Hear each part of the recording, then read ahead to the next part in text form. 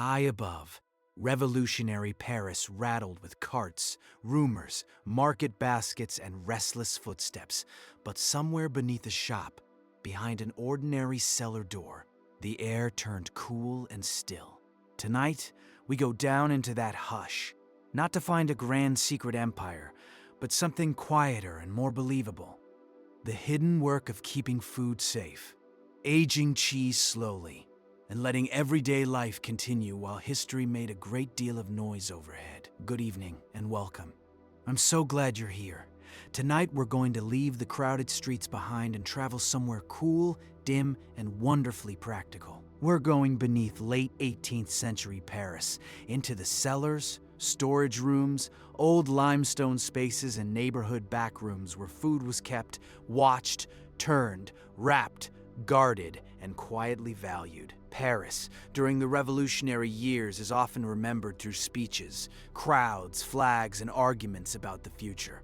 But ordinary people still had to eat supper. They still bought bread, carried baskets, counted coins, worried over prices, and made small domestic plans around whatever could be found in the market that day. And among the humbler comforts of the table was cheese.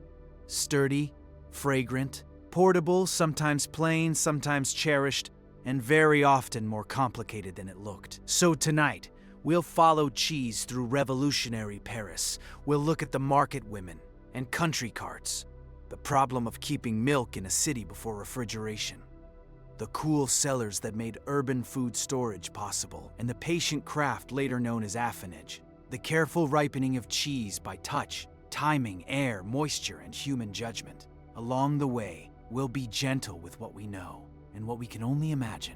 Some grand underground stories are better treated as possibilities than facts, but Paris truly did have cellars. It truly depended on food arriving from beyond its walls, and it truly lived by 1,000 small routines that rarely make it into the loud parts of history. If you enjoy these calm journeys into the past, I'd love for you to subscribe and settle in with us whenever you need a soft place to rest. It genuinely helps this quiet little channel grow. And if you'd like to leave a comment before your eyes get heavy, here's a gentle one. Tell me the food that smells most like comfort to you. A warm loaf, a simmering pot, a wedge of cheese, something from a grandmother's kitchen. I always love reading those. Now, go ahead and get comfortable. Lower the lights, let the room settle around you, and loosen your shoulders. There's nothing you need to remember tonight, and nothing you need to do. Just come down the stairs with me, one slow step at a time, into the cool and the quiet.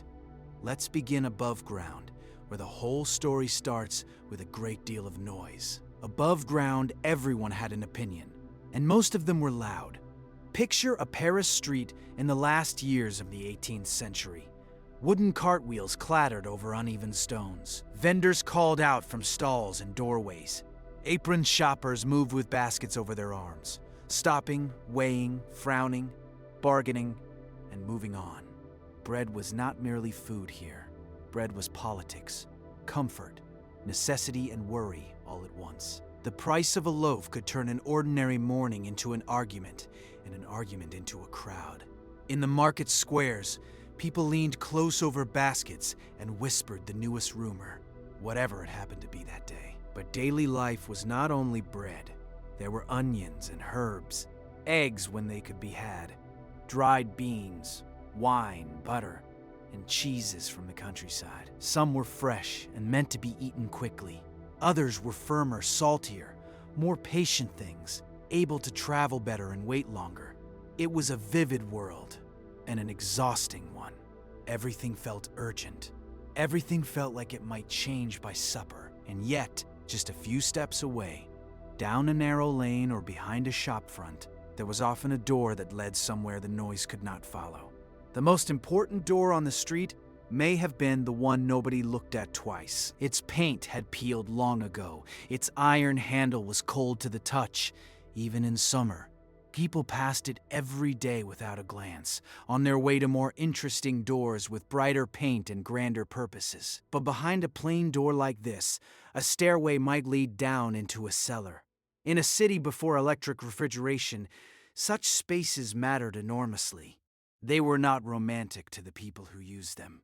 They were useful. A cellar could shelter wine, root vegetables, salted goods, barrels, jars, preserves, and sometimes dairy foods that needed steadier air than a kitchen could provide. In uncertain times, the safest things were often the things that looked dull. A shabby door invited fewer questions. A cold handle promised nothing fashionable. Behind it might be a practical little world of shelves, straw, wooden boxes, hooks, cloths, crocks and smells that belonged to supper rather than ceremony. Let's pause here for a moment, right at the threshold. Above us, the city goes about its business. Below us waits the quiet. This is the crossing point, the place where the day begins to let go of us. Reach out, turn that cold handle, and step through. With each step down, the world grows quieter, as if the city were holding its breath. The first thing you notice is the temperature. The warmth of the street falls away, replaced by a steadier cool that wraps around you like a second coat.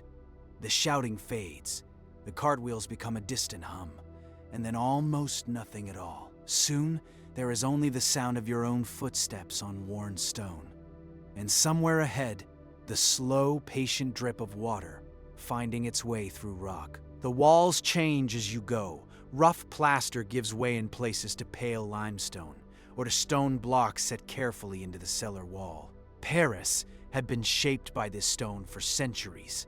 It lay beneath the city and rose above it too, in houses, churches, walls, and handsome facades. A single lantern throws soft gold light against the steps, and the shadows move gently as you walk. The stair curves. The air smells faintly of earth, wood, and stored things. Down here, nothing has the bright certainty of daylight. Objects appear slowly. A barrel, a shelf, a covered basket, a folded cloth, a crock with a lid. The cellar is not separate from ordinary life. It is ordinary life tucked carefully below stairs. Here is a gentle marvel to rest your mind on. Much of the city above was built by quietly emptying the world below. For hundreds of years, workers cut pale blocks of limestone from beneath and around Paris and hauled them into the daylight.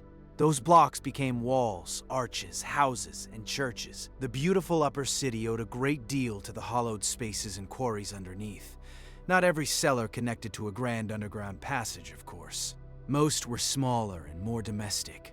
A room beneath a shop, a storage space under a house, a cool vault below a courtyard. But the same basic gift mattered everywhere.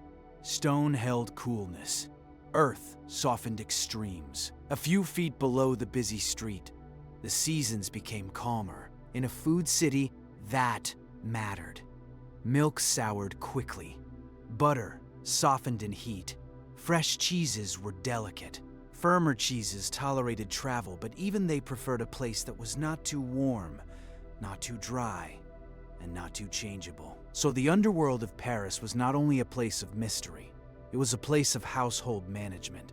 It was where families, shopkeepers, innkeepers, and merchants tried to make food last a little longer in a world that did not yet have a humming icebox in the corner. Before a cheese ever reached a cellar, it had to survive the ordinary chaos of supply. Paris depended on the countryside. Milk, cream, butter, eggs, and cheeses came in from farms and villages beyond the city's crowded streets. Some foods arrived through established markets. Some passed through small shops. Some were bought from women who knew exactly which customers wanted which goods and how much they were likely to pay. Fresh milk was difficult in a large city. It did not wait politely. In warm weather, it could turn quickly, and transport was never as smooth as anyone wished. That is one reason cheese mattered. Cheese was a way of persuading milk to stay useful.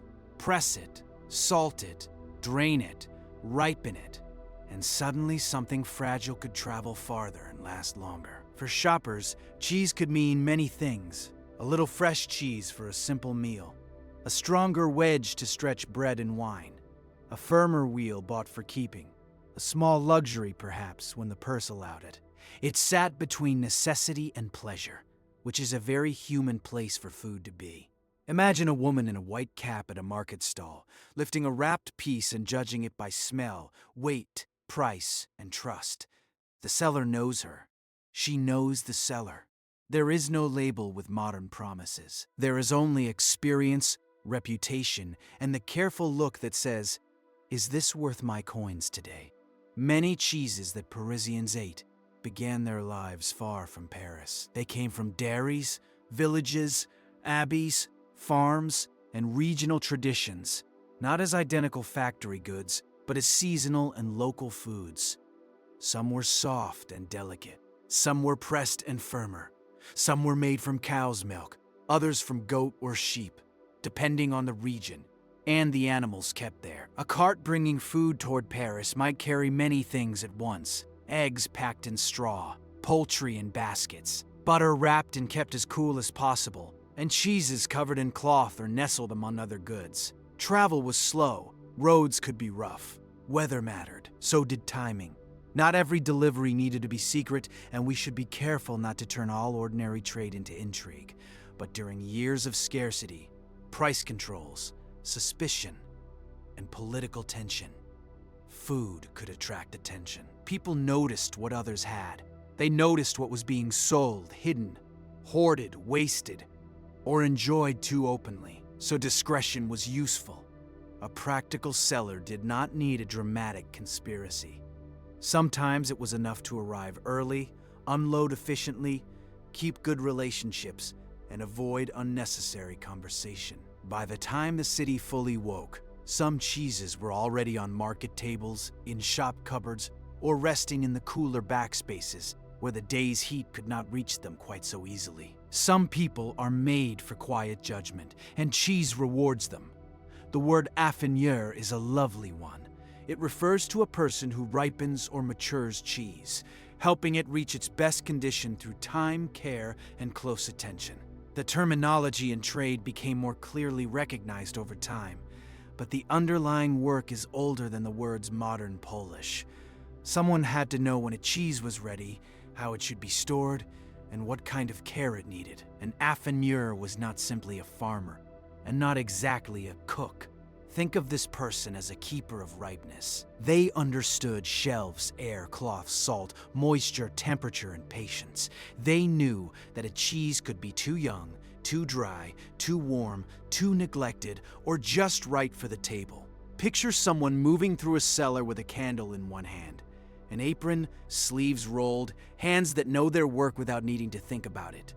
They do not hurry. There is nothing here that can be rushed.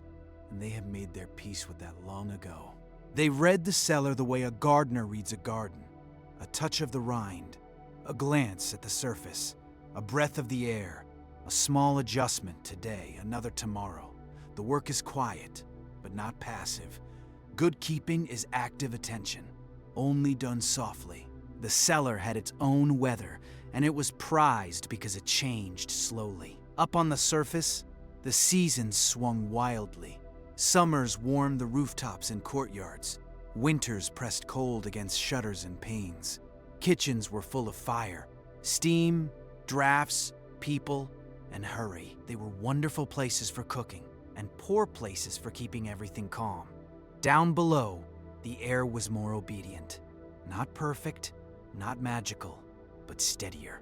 A good cellar could protect food from sudden heat and slow the little changes that spoiled it. It could keep wine more settled, vegetables firmer, and cheeses from drying too quickly. Cheese, it turns out, is fussy about its surroundings. Too warm and it may ripen too fast. Too dry and its rind can harden or crack. Too damp and it may take on qualities no one asked for at supper. But give it cool, fairly humid air and regular attention, and it can age with dignity. This was the quiet gift of stone, earth, and shade.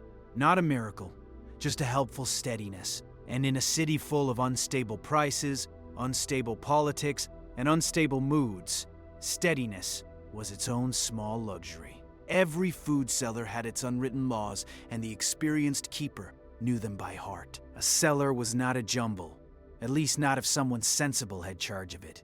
Strong-smelling things were not placed where they would trouble delicate ones. Damp things were watched. Cloths were rinsed or changed. Wooden boards were scraped clean. Straw was replaced. Jars were checked. Barrels were tilted or tapped. A basket that looked harmless might conceal a problem by morning, if no one paid attention. Cheese had its own manners. Some needed to be kept apart, some needed air, some were turned, some were wrapped, some were brushed. Some were better eaten young, while others rewarded waiting. There was status in knowing the difference, not grand aristocratic status perhaps, but household status. The pride of the person who could set a good table from modest means. The rules were learned by watching. A mother might teach a daughter. A shopkeeper might teach an apprentice. A cellar might teach a customer by a raised eyebrow and a short practical sentence. Not that one today. Take this one instead. No printed manual was needed for every detail. The knowledge lived in hands, noses, thumbs, and habits. It lived in the way someone paused before choosing a shelf. There is a tenderness in caring for food that must wait. Some cheeses were wrapped in cloth to protect them or to manage moisture. Some were set on boards. Some were salted, rubbed, washed, brushed, or dusted according to regional practice and type. Ash has long been used with certain cheeses, especially to affect the surface and manage ripening. Though not every gray rind belongs to our particular Paris cellar, and not every wheel wore the same treatment. So let us keep the image, but keep it gently. A table, a folded cloth, a wooden board, a shallow dish of salt, perhaps ash for the cheeses that called for it, and a candle leaning its light across everything. Hands lift the cheese, not dramatically, but carefully. They check the surface, they smooth the cloth, they set the wheel back in its proper place. These gestures are small, and that is why they feel true. Most domestic history is made of small, repeated gestures. Nothing about this is grand. It is not a banquet. It is the work before the meal and the work before the work. The quiet maintenance that lets tomorrow have something good on the table. Bread and cheese have always had a practical friendship. In Paris, bread was the daily anchor. Cheese could make bread into a meal, especially when joined by wine, soup, fruit, onions, or whatever else the household could afford. For working people, a wedge of cheese might stretch the table.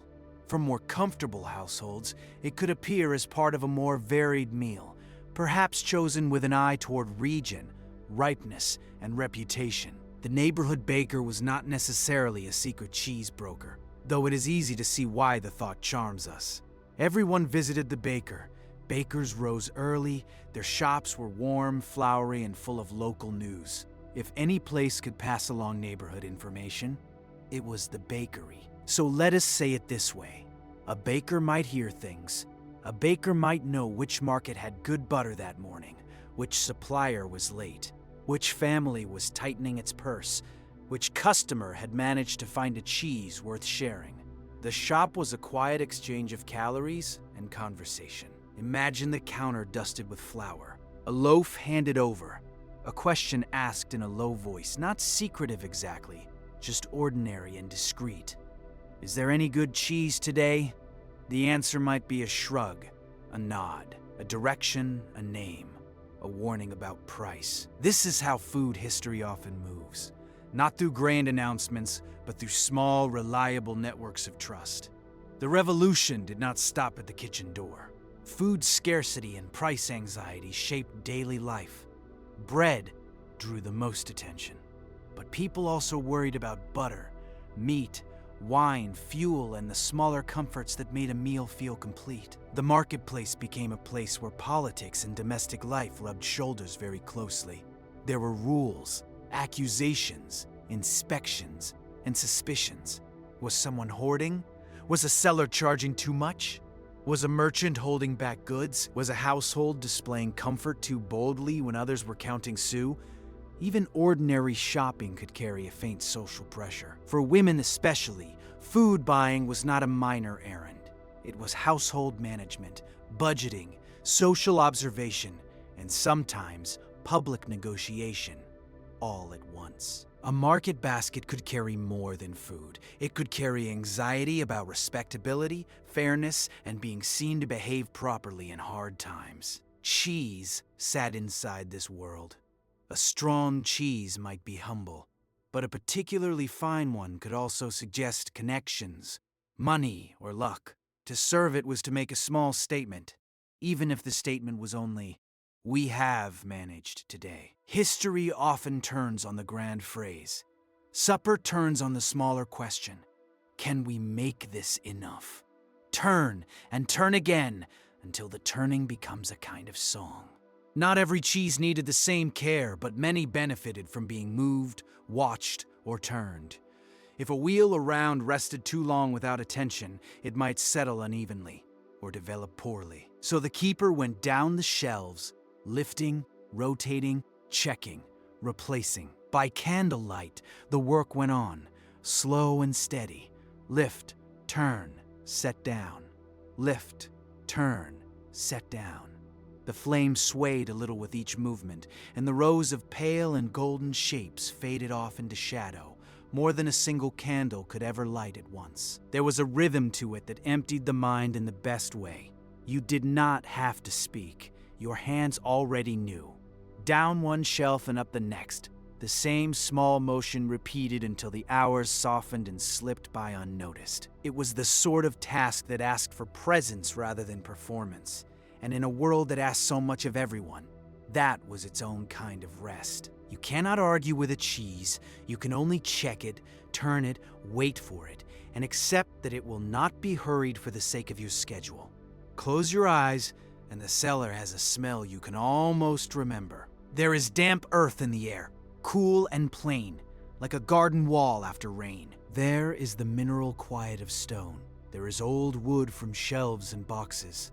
There may be straw, wax, cloth, salt, a faint trace of wine from a nearby barrel, and through it all, the round, savory warmth of aging cheese. It is a scent that feels old and domestic at the same time, a little like a kitchen, a little like a pantry, a little like the back room of a shop where practical people have been doing practical things for generations. Nothing sharp needs to happen here, nothing sudden, just the settled smell of food being kept, watched, and made ready. For a Parisian household, such smells were part of the architecture of daily life.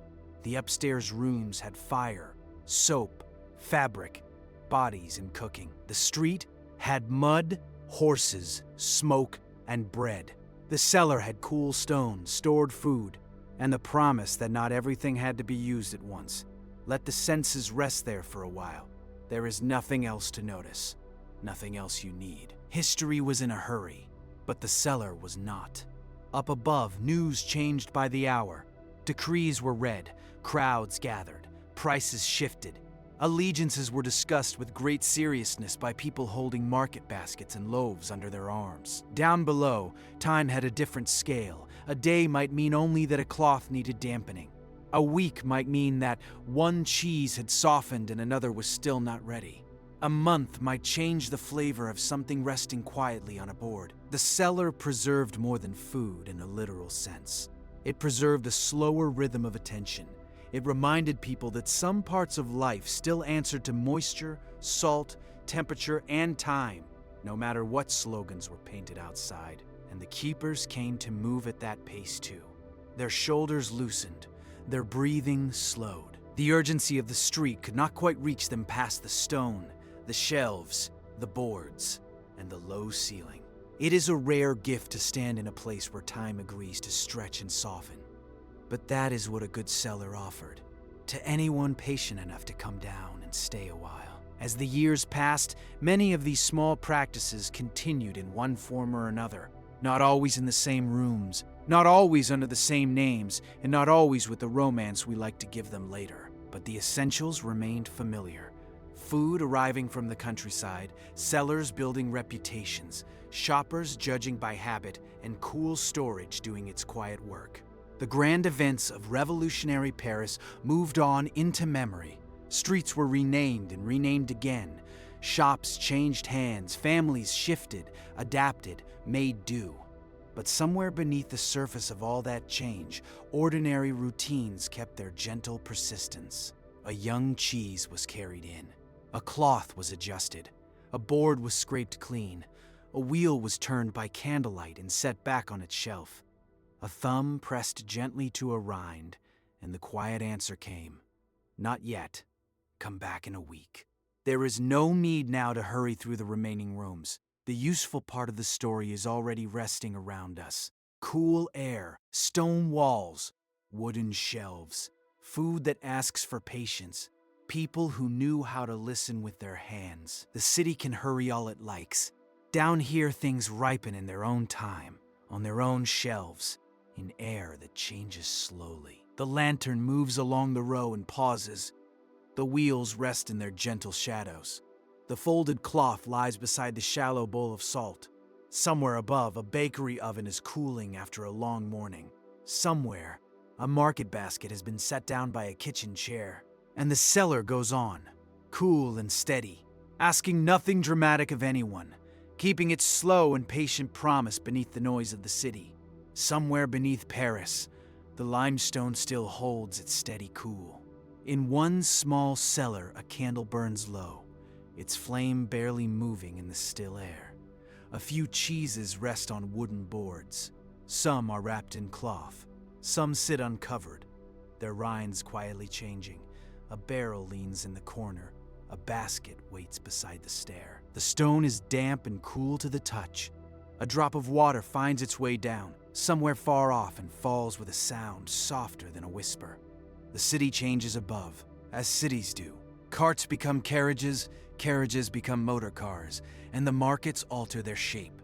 But down here, for a little while, nothing hurries. The candle flickers once and settles. The shelves fade gently into shadow. The air smells of stone, wood, salt, and supper not yet served. And the quiet goes on, patient and unbothered, exactly as quiet always does when no one asks it to perform. Thank you for wandering down into the cellars with me tonight. If this gentle descent brought you a little peace, you're always welcome to stay right here, drift off, and come back whenever you need a quiet place to rest. There's no ending you need to reach, and nothing left to follow. Let the cool and the stillness stay with you a while longer. Let your thoughts slow to the pace of the cellar, where a week can pass in a small adjustment, and nothing needs deciding tonight. Everything is on its shelf. Everything is accounted for. There's nothing left for you to carry. Rest now, and let the slow, cool hush carry you the rest of the way. Sleep well.